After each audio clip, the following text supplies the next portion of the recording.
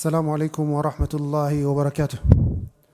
الحمد لله على إحسانه وشكر له على تفضله وامتنانه، وأشهد أن لا إله إلا الله تعظيما لشأنه، وأشهد أن محمدا عبده ورسوله داعي إلى رضوانه وعلى آله وأصحابه وإخوانه. أما بعد. أيها الأحبة, in the previous lecture we mentioned that how the Muslims, after a period of strength and glory, turned against each other into a period that is one of the weakest periods for the Muslims in the land of Andalus. This period is known as the period of the Taifa states, the states of Andalus. And how many states were there? This is our lecture for tonight. Ikhwani fillah, after a great period of strength for the people of Andalus, the period of Abdurrahman al-Nasir and his son after him, the Muslims, ikhwani fillah, they started fighting amongst each other, as we mentioned in the previous classes.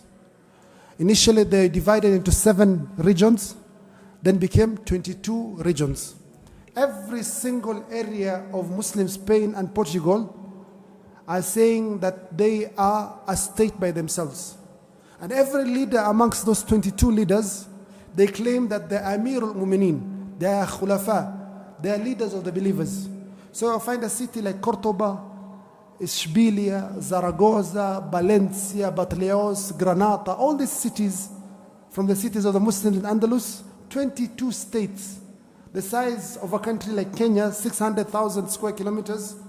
Muslims are divided into 22 different states. Each state has a king or a leader who claims to be the leader of the believers.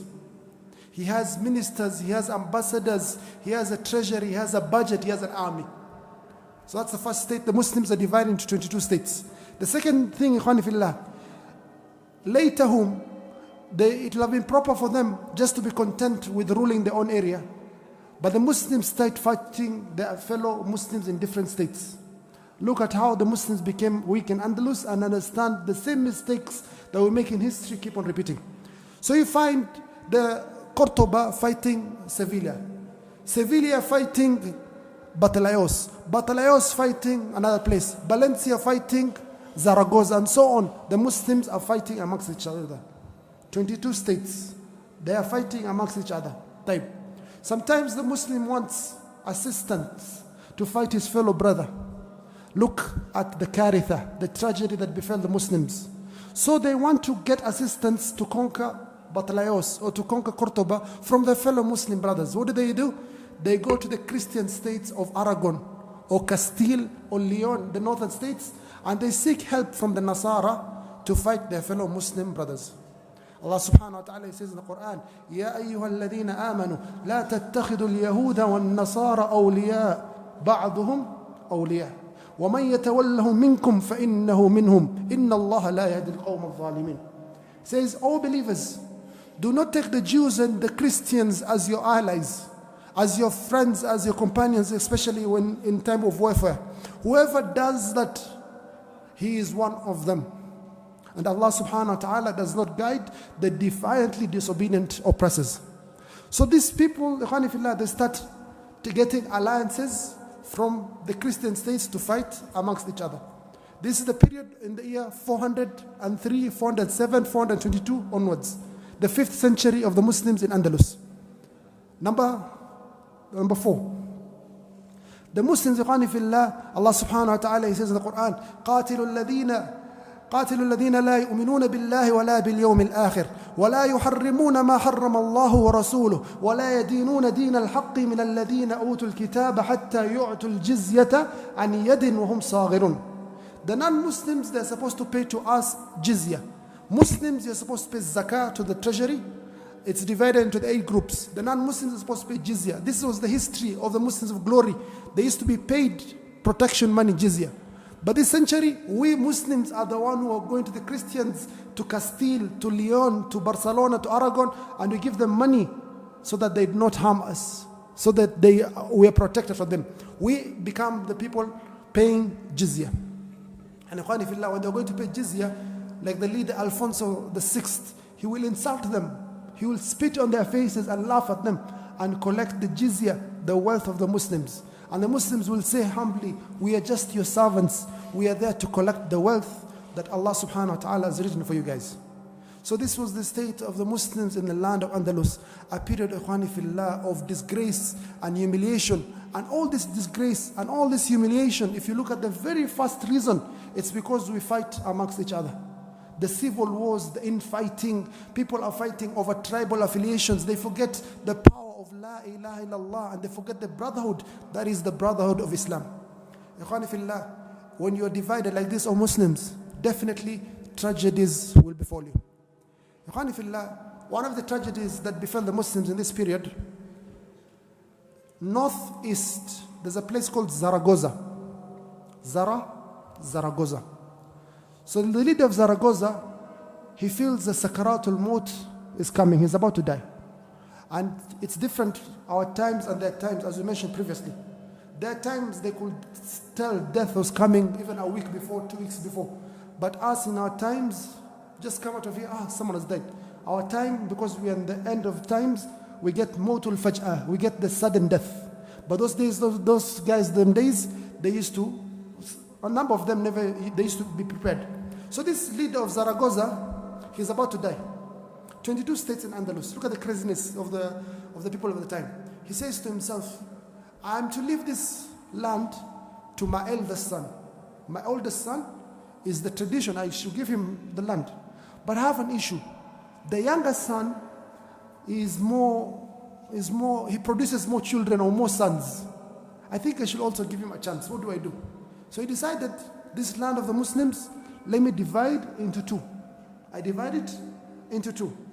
One son takes this side and the other son takes this side. And he thinks, mashallah, I have done justice to my children. I've just justice to the sons. The army is divided, minister divided, government departments, everything, half. Okay? He dies. After death, the two sons, brothers, blood brothers, they meet. And they say, this land over here is mine. The other brother says, no, it's mine. And they start fighting over a small parcel of land. So one of the brothers thinks, my brother is becoming too much. I'll go to the Christians. I'm in southeast. Southeast, if you look at the map, then Kingdom of Barcelona, Aragon, is just next to Aragon. I'll go to the Christian Kingdom of Aragon and seek his help. The ulama tell him, that is a mistake. These people will come and take over your land. He says, no, I don't care. Even if I'm just the leader, ceremonial leader of this land of Zaragoza, I don't mind. So he goes, he seeks the help of Aragon, and Aragon comes to help this brother to fight his own brother for this land. Minkum man yuridu dunya. Some people don't want this dunya. So these people, they have no akhlaq. They have no character. They enter the land of the Muslims. They massacre. They rape. They pillage. They run like barbarians they are. One of the tragedies that happened in the land of Zaragoza is the tragedy of Barbashta. They come to the city of Barbashta and they besiege it, the kingdom of Aragon and that brother. They besiege it for 40 days. The Muslims of Barbashta are crying to their brothers and their sisters, please assist us, we are fellow brothers. We are asking you, La ilaha illallah, save us from this Nasara, save us from this calamity that's going to befall us. All those 22 states minus 1, 21 states, no one stood up for their fellow brothers. No one supported them in any form or any means. And this land, after about 40, 50 days, the gates were broken and the Christians, the Nasara, managed to enter Barbashta. And in one day, as mentioned by Al-Haqut Al-Hamawi and another scholar, they say at least 40,000 to 100,000 Muslims lost their lives in one day in the land of Barbashta. 40,000 to 100,000 massacred. Number two, they started raping the women. Muslim ladies, pure ladies, they started raping a daughter in front of the father, a wife in front of the husband. And they chose 7,000 of the most beautiful Muslim ladies that they could get, 7,000 virgins, and they sold them to Constantinople, to the Roman kingdom, or the Eastern Byzantine kingdom, or the Eastern Byzantine Empire. 7,000. It didn't stop there. They went to another city called the city of Valencia. You know Valencia? Valencia is the city of Muslims. They entered Valencia and massacred 60,000 Muslims. 60,000 Muslims lost their lives. All this time, people are not supporting each other. They are continuing to pay jizya to Alfonso VI. Alfonso VI, the king of Castile, is the overall powerful leader of the land of Spain and Portugal. Everyone is paying jizya apart from Portugal. The kingdom of Batlios, it's led by a strong Muslim man called Al-Mutawakkil ibn Aftas. He refused to pay jizya completely, and he was highly respected for that. The Muslims in this period were not poor. They were wealthy beyond wealthy. For amongst the examples in this period, in Sevilla, the state of Sevilla, Ishbilia, there was a person called Al-Mu'tamid ala Allah ibn Abbad. He was ruling this state. One day his wife, look at the israf, the Muslims rich. Allah subhanahu wa ta'ala, he says that if he wants to destroy a people, أمرنا مترفيها ففسقوا فيها فحق عليها القول فدمرناها تدميرا. Allah subhanahu wa ta'ala, if he wants to destroy a people, he makes them engage in israf. So this man, Al-Mu'tamid Allah ibn Abbad, the leader of Ishbilia, his wife looks outside, she sees people playing in the mud. Then she wishes to play in the mud. She says, husband, I want to play also in the mud. Husband said, no, you're the wife of the ruler. You cannot be like the commoner. I'll get for you special mud. So he purchases the most expensive soil or sand he can find. That's not sufficient. He mixes it with misk, the most expensive perfume. He mixes it with amber. You know, amber is the most expensive perfume in the world. It's got it from the sperm well. He mixes it with amber. Not sufficient. Also the rose water. He mixes such a concoction and he gives her, this is mud for you, play. So the lady plays with the mud for 2 days, 3 days, 4 days. She gets bored and she moves on. It's just a phase, it passed. Later on, when they lost the kingdom, this lady tells the husband, Mu'tamid Allah ibn Abbad, like women, some women are, says, Wallah, you've never done anything good to me. You've never done anything romantic for me. He says to her, what about the day of the mud? Have you forgotten the day of the mud? The lady looks down in shyness and she keeps quiet. This was the israf, the Muslims rich. That is the loss. We lost Zaragoza because of the two brothers. We lost Valencia. Then in the year 478 of the Hijri calendar, an even bigger calamity befell the Muslims of Andalus. What is the calamity that befell the Muslims in the year 478 of the Hijri calendar? We lost the city that is in the middle of Andalus, the city of Toledo, the city of Toledo. This was the capital city of the previous Visigoth Empire and the first capital city for the Muslims in Andalus. A city in the middle of Andalus. How can a city in the middle of Andalus be conquered and be taken from us or Muslims? In the city, in the middle. Any country to be conquered has to be conquered from the borders towards the center. There's no way you can come and conquer. There were no helicopters, there were no paratroopers, there was no Apaches or whatever those days. There was nothing like that. How did the city of Toledo fall?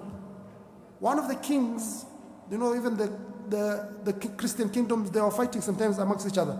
So one of their kings was expelled. He lost the battle to his brother or to his relative or something. He ran to Toledo. He was welcomed to the city of Toledo. He stays there for 9 months. The leader of Toledo, he takes his Christian brother around, shows him all the places of Toledo, the beautiful palaces, the splendor that the Muslims are living in. He shows them all the rivers, all the gardens, all the farmland. So 9 months, he studied the entire land of Toledo. He's their guest. They have to honor him as the tradition of the Muslims is. So after 9 months, he gets an opportunity. He goes back to his kingdom and he manages to reconquer his kingdom. And the first thing he does after reconquering his kingdom, let us go and conquer the city of Toledo. I already understand it completely. And he conquers the city of Toledo and the entire Muslim world, not only in Spain, over the entire world. They're shaken by this event. How can the Muslims lose the city of Toledo? And we lost the city of Toledo, the center of Spain, in the year 478 of the Hijri calendar. Yet the Muslims are there. You find every Muslim leader calling himself Amir al-Mu'mineen, the leader, not of only that small space that they have, that the size of maybe Nairobi or Central Province, a small province. They call themselves the leader of all the believers. Al-Mu'tamid ala Allah, the one who depends on Allah. Al-Mu'tadid ala Allah. One of the poets of the time, he says, Wallahi, mimma azhadani fi ard al-Andalusi. The thing that irritates me most about Andalusi, alqabun adhima kal-mu'tadidi fiha wal-mu'tamidi. People are calling themselves mu'tadid, mu'tamid. He says, kal-hirra, kal-hirra. يحكي انتفاخا صورة الأسد. Like a cat, what does a cat do? It like gets angry, it puffs up, it puffs, then looks like a lion, but in reality it's a what? It's a cat. Says this is the thing that irritates me the most. So we lost the city of Toledo in the year 478 of the Hijri calendar. Meanwhile, the Muslims are still pledging allegiance to the Christian kingdoms. They're paying the jizya, they're giving out Muslim money to these people. Then Ikhwanifillah, Alfonso VI, he sends his ministers and his ambassadors to collect jizya from the land of Sevilla. So he comes to Sevilla. The leader is Al-Mu'tamid Allah ibn Abbad. He says, bring the jizya. He says, okay, we have already prepared for you, we're waiting for you. This is the gold, the silver, the diamonds, the rubies. This is the money you want. He says the second request, we have a second request. He says, what's the second request? Listen to this request, Ikhwanifillah. He says, the wife of our leader, Alfonso VI, she's giving birth soon. And our priests have said that if she gives birth in the largest mosque of the Muslims to a son, we will conquer the lands of the Muslims. This is open, it's not even hiding anything. This Yahudi minister says, the queen, the wife of Alfonso VI, she's giving birth soon.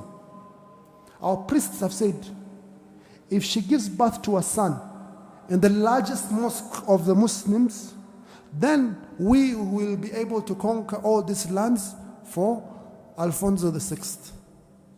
So we are asking you, or we are telling you, that the queen shall give birth in the great mosque of Cordoba, the largest mosque. Says, what is this story? You guys want money? I've given you money. You want more money? I give you more money. Al-Mu'tamid Allah, he feels the ghira. He feels, now this is, you guys are going past limits. What do you guys want? Says, the wife should give birth in your largest mosque so that we can conquer you. Look at the insult. And they don't care. They're very open. Says, no, that one I can't accept. Then the Yahudi, Ikhwanifillah, starts insulting the king. Starts insulting Al-Mu'tamid Allah Abbad.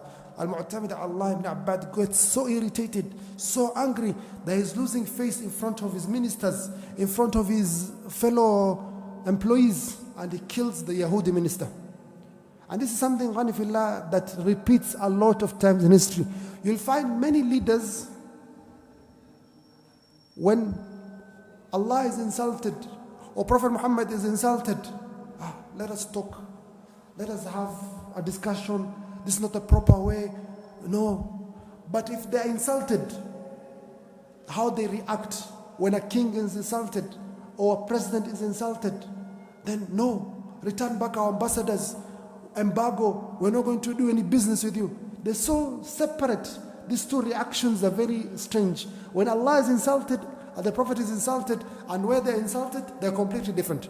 So this man, he reacted so angry, and he killed the Yahudi minister. And he sent the head and the letter to Alfonso VI.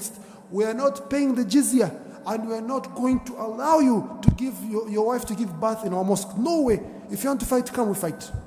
So Ikhwanifillah, Alfonso VI, he comes to Ishbilia. Ishbilia, Ikhwanifillah, is the south of Spain. So he has to cross many Muslim lands. And all the Muslims are just looking, they're going to attack Ishbilia. It's a problem. It is their problem, it's not our concern. Our land, our family, our businesses, that is our concern. What happens to our fellow Muslims elsewhere is not our concern. So he reaches Ishbilia. He besieges it. He surrounds it for months and months. He's not able to conquer it. With a great army of maybe 50, 60,000 soldiers, then the flies of Ishbilia start irritating him. So he writes a letter, to Al-Mu'tamid al-Allah ibn Abbad, says that the flies of Ishbilia, they are irritating me. If you wish, send me some funds so that I can cool myself from these flies. This was the letter he wrote to Ikhwani Fillah. Al-Mu'tamid al-Allah Ikhwani Fillah, he just took that same paper and he turned it around and he wrote one line Ikhwani Fillah, and the entire army of Alfonso VI went back to Castile. One line he wrote and the entire army went back.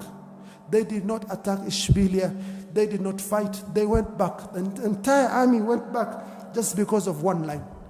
What is this one line Ikhwani Fillah that he wrote in this letter? And what are the events that happened thereafter? This is what we shall look at in our forthcoming lecture tomorrow night.